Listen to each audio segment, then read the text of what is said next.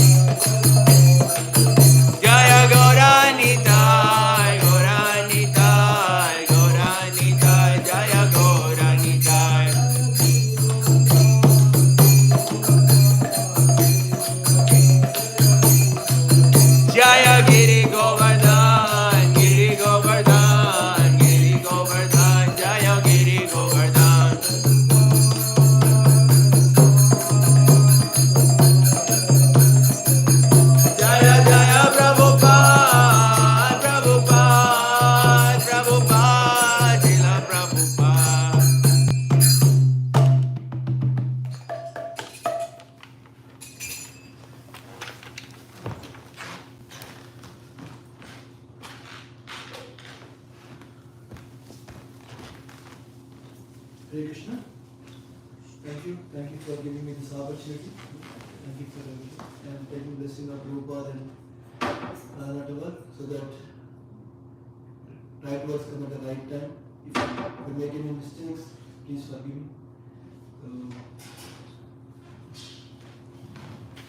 Om Namo Bhagavate Vasudevaya. Om Namo Bhagavate Vasudevaya.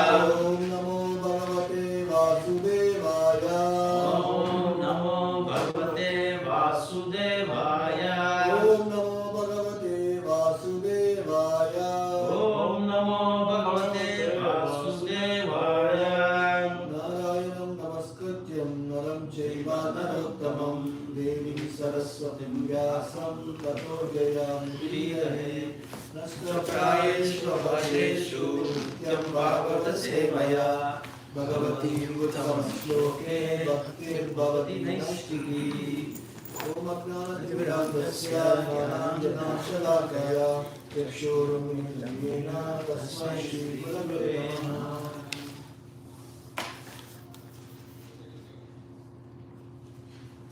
So today we are speaking about Srimad Bhagavatam first canto, 11th chapter, verse 36 to 39. This chapter entitles Krishna enters into the Dwaraka. Chapter 11 is Lord Krishna enters into the Dwaraka. So before these verses, there is some more like the 26 or 27 verse. They are talking about like how the queens of the women of Dwaraka, they welcome Lord Krishna. So they are saying here, they refer in the 26th verse of this chapter, they are called Pulastriya. They actually welcome Lord Krishna. How they welcome? They actually went to the top of the buildings. They are waiting for Krishna when they is coming out of the palace of the queens and when they want to see him. So when Krishna is coming by, they are all watching him and they went to the top of the building. They are all showering the flowers on Krishna. So like with so much affection, they are actually going on top of the buildings. They are not the queens of the Dwaraka. They are just ordinary women in Dwaraka. They want to go to top of the buildings and they want to worship Lord Krishna. So this they are doing every day, not only one day. Every day Krishna coming out of the palaces and every day they are worshipping like this with the flowers offering and the lotus feet of Krishna. And it's mentioned that Lord Krishna, he was expanded into the 16,108 forms in each of the queen's palaces. But when he come out of the palace, all the 16,108 Krishnas come outside. Not at the one time, every time one Krishna comes out. So they are going at the end of the city, they are merging to one Krishna. From there they actually go, Krishna will go into the Sabha and he will take care of all the kingly duties and everything. So like that the queens of the palaces, they don't know about this actually. Krishna is coming out like in these many forms and he is merging into one. They don't know all of this actually. So they only know about it, Krishna is with me all the time.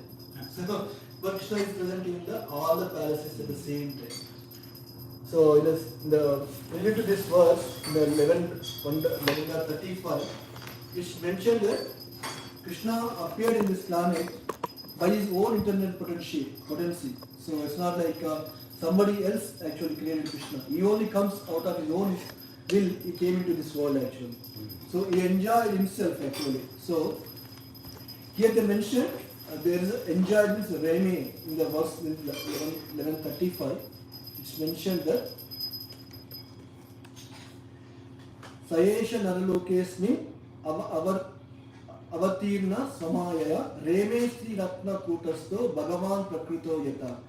Sri Ratna, here they mention, there is a word in Prabhupada mentioned here. Sri Ratna, it's mentioned, woman who is competent to become a wife of the Lord.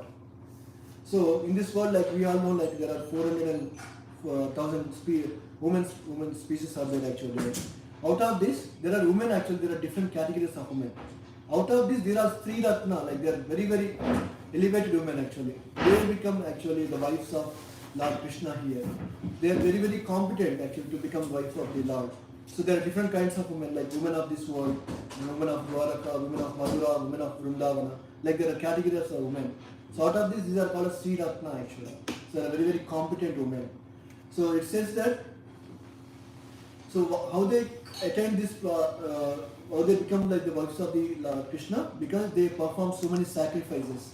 They leave up all the mundane affairs of this material world and they want to become the queens of this Lord Krishna actually. Because they are going after this madness of Lord Krishna and they want to attain the stage of pure love actually. That's why they become Lord Krishna's wives here. So they mention here in this sloka, they mention that, so we all actually have tendency to waste the time, right? So in the same way, is Krishna also doing the same thing? Like wasting the time? For us it may look like he's wasting the time, but he's actually going to the forest of Vrindavana. He's taking so many paths and he's going to different forests of the Vrindavana, but everywhere he's enjoying himself. He's starting from Yashoda Mata's house and he's actually fashioning downs and everything. wherever he goes, he is enjoying by everybody actually. So even the women of this Vrindavan, they are enjoying, the Gopas and the Gopis, and everyone is enjoying. So even though it looks like Krishna is wasting the time in the paths, but actually by this Yogamaya potency, everything looks like very blissful actually in the Krishna's dealings. So it's mentioned thus, Krishna married 16,108 queens, and he stationed every wife in individual palace, and he stayed with them at the same time, with all the wives. And also it's mentioned that he actually married all these wives. He has 11 children with each wife. 10 sons, one daughter. It's a precision actually. So Krishna has precision, like he has the same number of children, everything with them actually. So that's what he mentioned in this previous verse, like 35 verse. So in all the section, like Prabhupada mentioned that to call ordinary man as God, God as ordinary man, it's called rascaldom. So he's a perfect rascal. If somebody says like he's a God, other than Krishna, Prabhupada mentioned it as a rascal. So then we'll go to today's verse, the 1.11.36. Uddama bhava pishunam level guhasa. Uddama bhava vishunala valguhasa.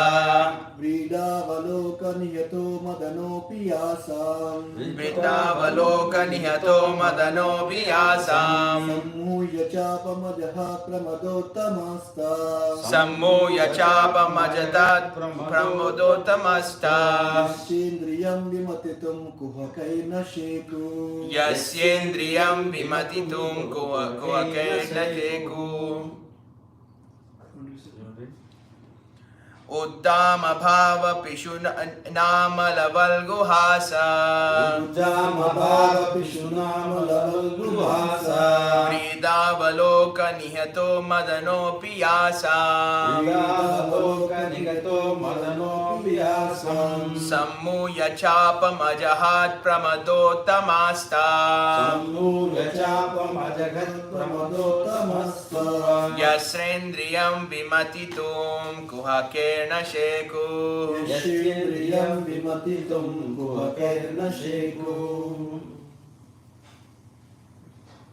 Okay, so this shloka is explaining about the intimate and loving dealings between Krishna and his queens in Dwarka. This is a very, very important shloka. It's mentioned by Prabhupada so many times. So it's explaining about why the Krishna's queens are so important. Why it's like Krishna married so many wives. So why it's so important to really discuss about them, right? So how they got so much piety to become a queens of Krishna. It's mentioned, even though Madana, here is mentioned like Madanopi Yasam, that's what he mentioned here. So even Madana, the Cupid, before he entering the Dwaraka itself, the queens of the Lord Krishna and queens are already attracted to each other. So now Madana wants to throw his arrows at them, but they are not working on them actually, because they are already associated with Krishna. So they cannot able to shake their senses actually, that's what he's saying. So these dealings are very pure expression of love, which is spiritual platform and is not lust on the material platform. So they are not married just for the lust of this material world, but they are married for the pure love of Krishna. It's all the dealings which are only for the pure love actually.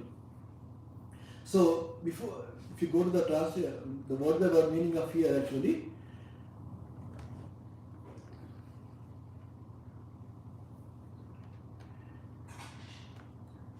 so yeah, the verse explained about what kind of women they were and what they are capable of doing it. That's what this verse is explaining about. So if Krishna was a mundane person who is lack of self-control, who is not situated on a spiritual platform, how powerful were these ladies were and what they can do to Krishna. That's what they are saying here. So the ladies were very experts in giving all kinds of enjoyment. So people in this material world, they'll get married just thinking that they'll get perfect sense enjoyment to satisfy our senses. But it's not like that actually. They want to give the enjoyment to Krishna. They don't want to enjoy themselves. That's why like they mentioned here.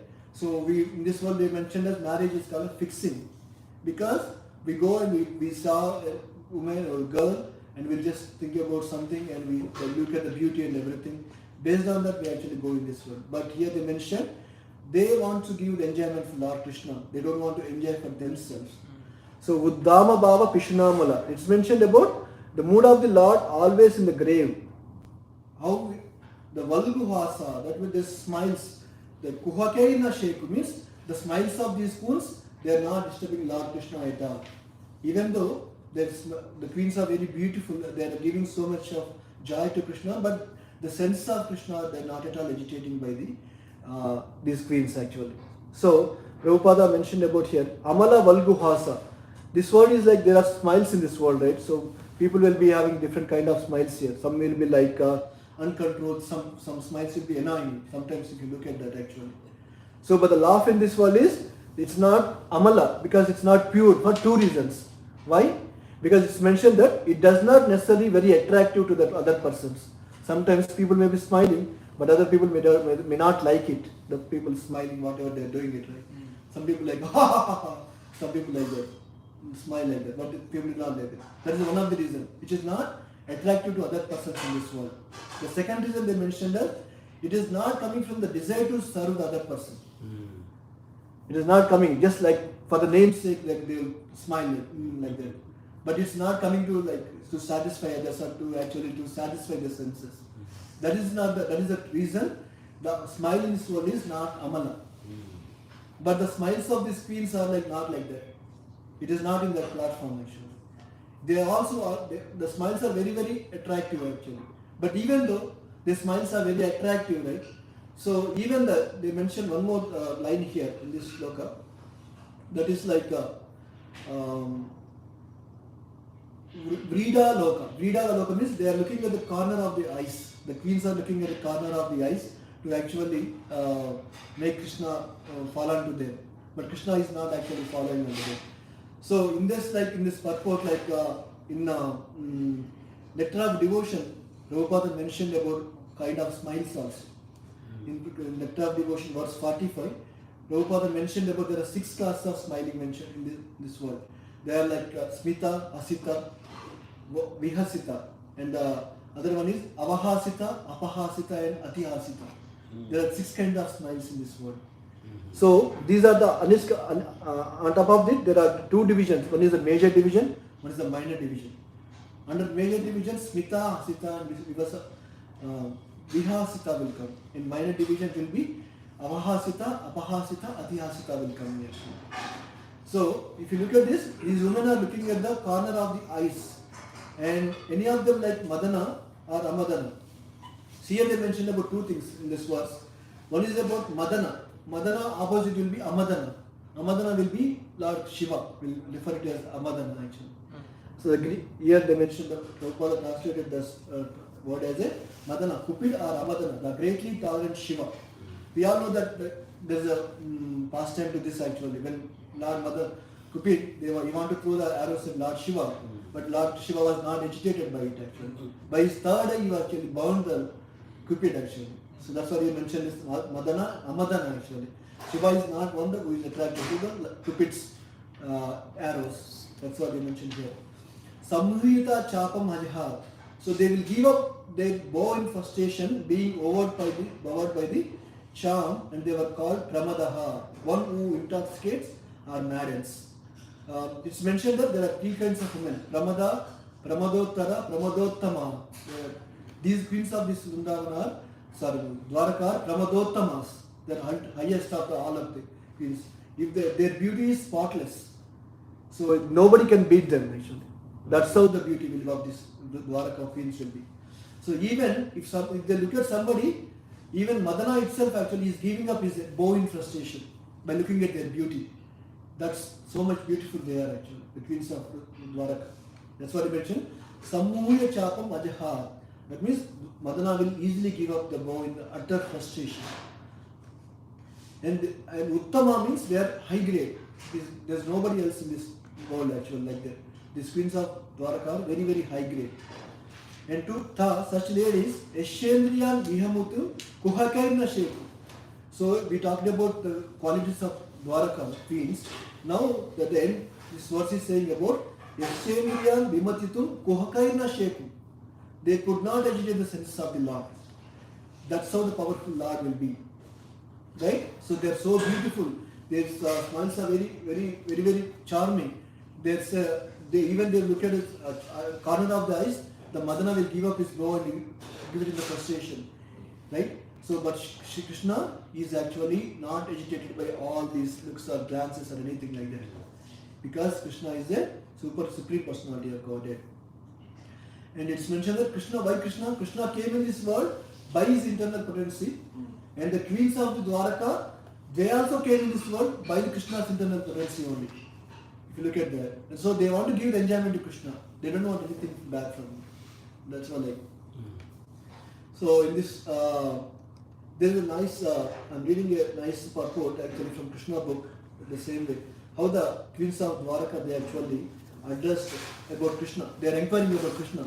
Krishna left the palace. They went to the kingly duties.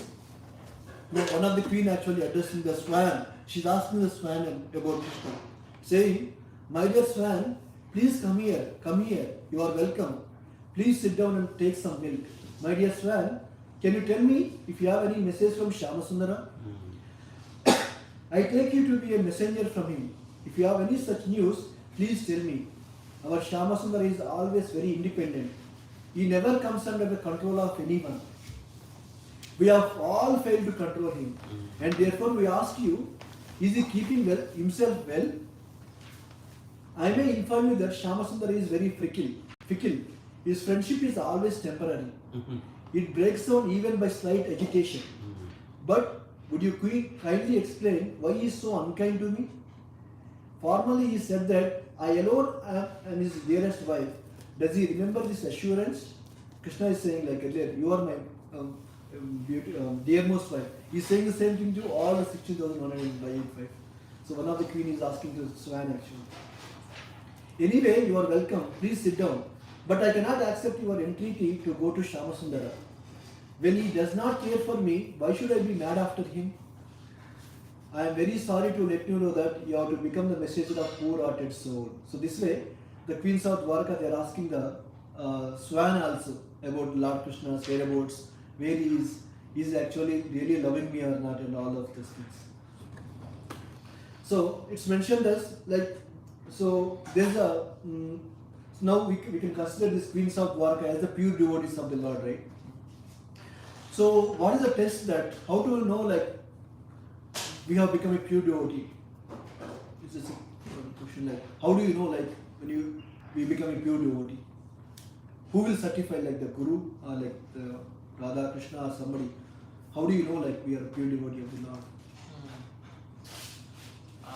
When you can see Krishna face to face, in reality, that may be one of the qualifications. Pure devotee, but even Kamsa saw Krishna face to face. Yes, exactly. Yeah. Interesting.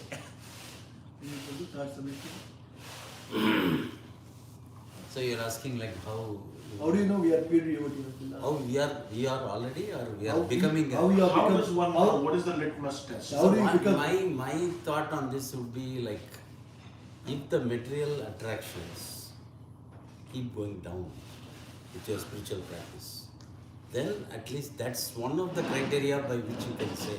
But again, the other side of the thing is the attraction towards the Lord should also increase. It's like both ways. It cannot be one or the both ways. It should be, we should see that. We should try to evaluate that happens. So that's what my thoughts. So I don't know, it might be right or wrong. Go ahead, bro. So you want to add? You know, I have some thoughts along the same lines. It's Amanitvam, Adhambitvam, Ahimsa, Shanti, Rajya, Acharya, Pasanam, Saucham, Sarim, Agnivikra, Indriyartha, Jnayartha, Janvittu, Vachadukta, Charam, Darshanam. I'm thinking in that terms. Okay, so I actually heard one time, it's mentioned that whoever observes us from morning to night, from everywhere, in private chambers also, they will certify as a pure devotee. Suppose in the ashram life, maybe your mentor or somebody. In family life, the wife. She knows from Nakashika, from head to toe. She knows everything about us. We cannot hide anything in our house, household life, in ashram life also. If she certifies that, Prabhu, like if wife says to husband like, Prabhu, you are such a wonderful pure soul. I am surrendered unto you and I offer full respectable obeisance unto you. Mm. And says, please tell me how to become a pure devotee of Krishna. That is a certificate. It's mentioned. Like the wife says to husband, Correct. like the same way, husband also says to wife, because they are looking from morning to evening, Correct. from 24/7 actually. Mm. The wife also says, husband looks at her conduct and character, thinks in his heart, here is the pure devotee, and that takes the model of her devotion as my inspiration. Mm. Mm. If they both say like that, because they are observing from Nakashika, like from Right, the head to toe, there is no secrets, it's all privacy in closed chambers. If they both say to each other, in ashram life also, like if some of the mentors says to you like, you are pure devotee, then that is the certificate actually. That way we can become a pure devotee of the Lord. Because there is no secrets there actually. We are open. Whatever we are doing, she will easily observes us. So that's why like these queens of Dwaraka are the pure devotees of the Lord. Because they don't have any sense enjoyment for themselves. They want to always enjoy, so gives enjoyment to Lord Krishna. That's why they become pure devotees of the Lord. We all know like how these queens came, like when Lord Ramchandra came in Treta Yuga. Like all the munis, by looking at the Lord's beauty, they want to become the wives of the Lord, but we cannot do it because he's like Ekapatni Rata. Ekapatni. So that's why like these queens, like they did so many sacrifices in the previous lives, they become the queens of the Lord Dwaraka. That's what they mention. So these ladies, they are staying with Krishna for 24/7, and they know inside and out actually, and his senses are not agitated by us. Then we can imagine who Krishna is, right? So that's what like this means we should not misunderstand Krishna's position as ordinary, right? Because even though they are giving so much sense management, Krishna is not at all agitated by his senses. And so when we're thinking about Krishna dealing with the gopis, Rasalila past tense, our mind tend to be not agitated. That's what you have to think it like this. And so there are so many verses like so many examples in the scriptures like how the great sages, they are actually attracted to these Cupid's bows and others. Like there are examples of Jaimini Rishi and Vishwamitra Muni, and also we have an example of famous example of Akbar Birbal. There's a Sardar in Akbar Birbal. Like when Akbar asked Birbal, like when somebody become old age, they will not have any lust. But Birbal said like no, they will have lust. So I'll show you an example also. Like you can bring your daughter. You'll go to one of the old man. You'll go to him, and first Akbar and Birbal, they go to him. They both are talking to each other, and that old man like very very dull and he's not answering so much and everything. As soon as he hear like Akbar's daughter, immediately he turned to her actually. And he's only looking at her, even though Akbar is Birbal, they are talking to here. That means that the senses are very strong. Even if you go to old age, the lust will not go away. So same with Vishwamitra Muni also. He also attracted to Menaka. And the Jaimini Rishi, like Vedavyas, he's a disciple of Vedavyas. So he's once like Vedavyas is teaching about this Brahmanical, Brahmachari principles, like how to follow syllabus and everything. But this Jaimini Rishi said, no, I can control my senses. I'm so strong. I cannot agitate with anything. Then Vedavyas said, okay, that's okay, but don't get so much puffed up. So okay, definitely somebody will be drawn to this Maya, the lust of this Maya. So Vedavyas, he went to some pilgrimage.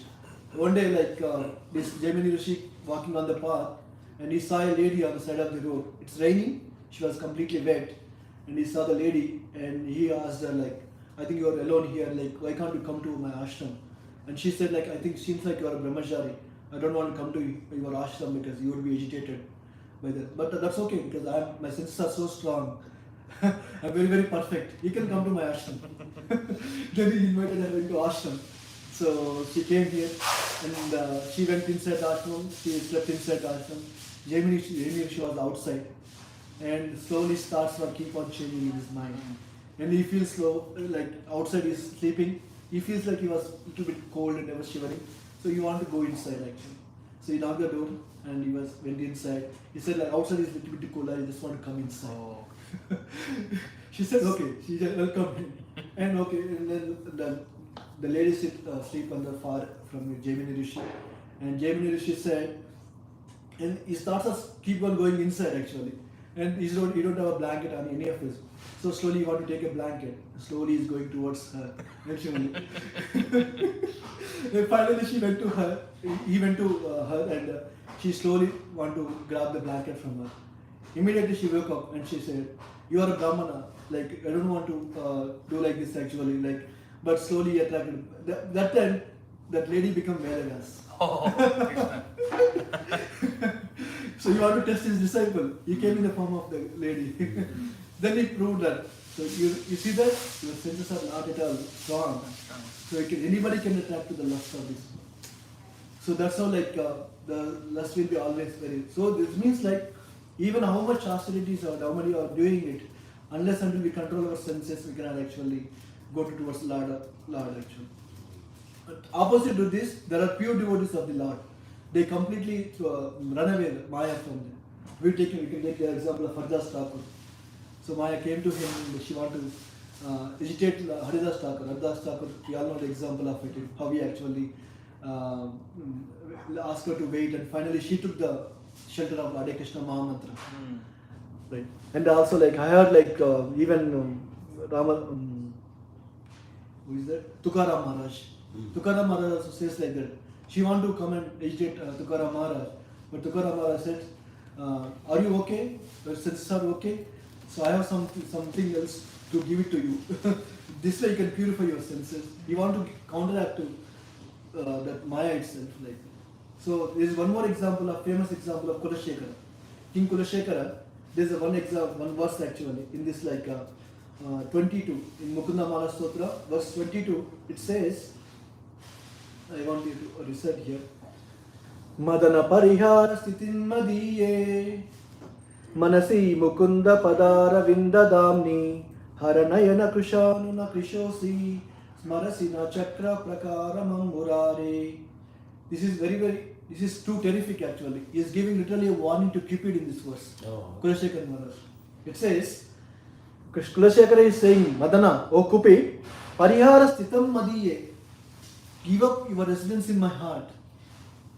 I will not allow you to reside in me here. Why? Manasi mukunda padaravinda damni. My chitta, my heart, become the abode of her lotus feet of Mukunda to reside. So that's what he's saying here. Now Madana says, why have to live? In India we have examples like some people will come for renting and everything. They don't want to leave, vacate from the houses. Why I want to leave? This is my house. My house. That's what they will say here. So they have to forcefully do it actually. But here it's Kulashekara is saying here, my heart become the abode for lotus feet of Mukunda. Because Mukunda is already there in my heart. That's what I am telling you to live with my heart. Don't stay in my heart. And it says in Kulashekara counters, Hara Nayuna Krishanura Krishosi. Have you forgotten earlier Lord Shiva who burned you with his third eye?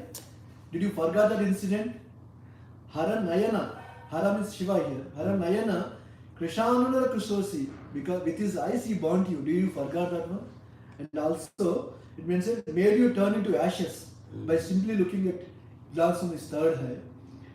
And similarly, Smarasi na chakra parakrama murare. And also there is one more example. Don't you understand the power of Lord Krishna Sudarshana chakra? What will he do you to you? Did he cut off your head? Did you forget all these two incidents? If you don't leave my heart, again one more incident will happen for you. The Cupid is giving a warning to Cupid actually, Kulashekara Maharaj. So it's a very, very strong warning. Better you give up my heart, or you will get one more punishment of this kind actually. This kind of threatening actually. That's how the devotees of the Lord, pure devotees of the Lord. They will not agitate you to Maya or Cupid or Madana or anything like. They will straight away give warnings. They want to give whether you leave my heart or you will be punished by the Lord. Because my heart is already given to Mukunda. Mukunda already give it. It's become resident of my heart is resident of Mukunda. So better you leave it. That's how the pure devotees of the Lord will actually. So there you can see two contradictory here. Those who are surrendered to Maya, those who are thrown away from the Maya. So this is a pure stage of Krishna's pure devotees. So devotees are like this. So we can think about Lord Krishna himself, how much pure he become. So that's what is. So that they are not getting agitated by Maya. Now by these examples we should have full confidence in his purity, and thus in his leadership. Then it's easy to surrender to the Lord if you follow this one actually.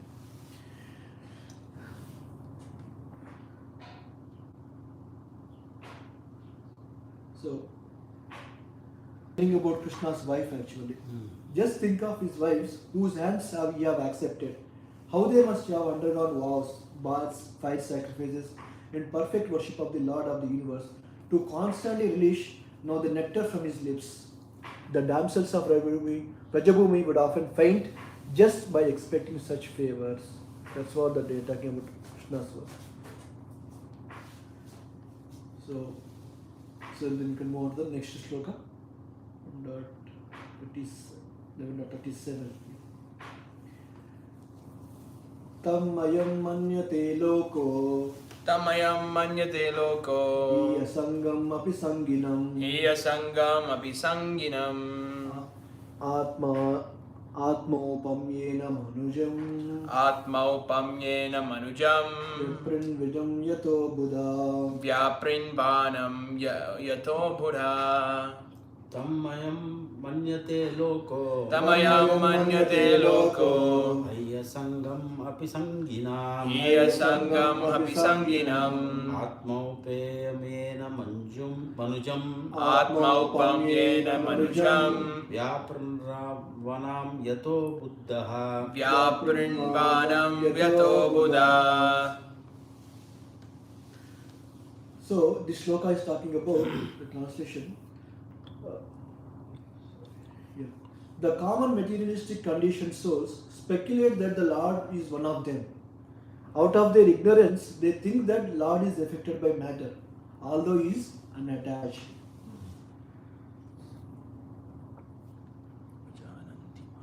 So in this in Bhagavad Gita, we have like 7th chapter, 24th verse, which is what it is mentioned. Avyaktam yakti mapannam manyate mamma bodhayaha param bhavam ajanato mama vyayam anuttamam. Says, unintelligent man who know me not think that I have assumed this form, and personally, due to their small knowledge, they do not know my higher nature, which is changeless and supreme. So it's mentioned that in these ladies of Dwarka certify that we have stayed with Krishna 24/7. We have discussed in the previous verse. They know him inside out, that his senses are not agitated by us. They actually give a certificate to him. Then we can imagine how Krishna will be, right? This means that we should not misunderstand Krishna's position as ordinary.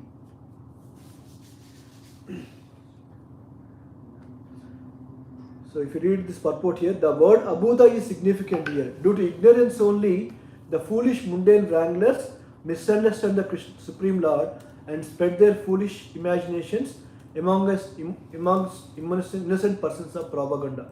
The Supreme Lord Sri Krishna is the original premier personality of Godhead. And when he was personally present before the eyes of everyone, he displayed full-fledged divine potency in every field of activities. As we already explained in the first verse of Srimad Bhagavatam, he is completely independent, that is Swarat, to act however he likes. But all his actions are full of bliss, knowledge and eternity. Only the foolish mundaners misunderstand him, unaware of his eternal form of knowledge and bliss, which is confirmed in the Bhagavad Gita and Ishopanishad. So if you read further down in the purport actually. Therefore, one who considers the Lord on the level of one's limited potency is only a common man. Such a man cannot be conceived that personality of Godhead is always unaffected by the modes of material nature. Convinced. He cannot understand that sun is always unaffected by infectious matter. The mental speculators compare everything from the standpoint of experimental knowledge of their own selves. Thus, when the Lord is found to act like an ordinary person in matrimonial bondage, they consider to be like one of them. Without considering that the Lord can at once marry 16,000 wives or more. So this is very good actually. So the people think like the Lord also married like us. It's like same as us. He's also doing the same, like he's also giving birth to children, everything. That's how we should consider. But it says that even though Lord is doing all of these things, we should not consider it to be like one of them. Without considering that Lord can at once marry 16,000 more wives or many more actually. Due to a poor fund of knowledge, they accept one side of the picture while disbelieving the other. So it's mentioned that I heard like, so it's the poor fund of knowledge. If it basically Prabhupada is saying these people as fools, basically, because somebody don't have any bank balance in their account, right? Because he doesn't have any fund in the bank balance, because he become a fool like that. So here Prabhupada mentioned that due to poor fund of knowledge, they accept one side of the picture without disbelieving in the other, while disbelieving in the other. This means that due to ignorance only, they always think of Lord Krishna as like themselves and make their own conclusions, which are absurd and unauthentic from the version of the Srimad Bhagavatam. So that's what is mentioned here. So we're going to go to the next sloka. एतद्दिशनामीशस्य प्रकृतोस्तोऽपि तद्गुणैः न युज्यते सदात्मस्ते यथा बुद्धिस्तदाश्रयः एतद् ईशानाम् ईशस्य प्रकृतिस्थोऽपि तद्गुणैः न युज्यते सदात्मास्ते यथा बुद्धिस्तदाश्रयः. This is the divinity of the personality of Godhead. He is not affected by the qualities of material nature, even though he is in contact with them. Similarly, the devotees who have taken shelter of the Lord do not become influenced by the material qualities. So, this shloka, it's mentioned that prakritosti pi tadgunai. Although he is in contact with the material nature, he is not entangled by it. This is the divinity of the Supreme Lord. So, this verse is questioning about what is the divinity of the Lord. So we are talking about Krishna is the Supreme Personality of Godhead. He married these many wives. How do you know like this is he has a supreme godness and everything. So this verse is explaining about even though he is in contact with the material nature, he is not at all entangled by it. So even though he is orchestrating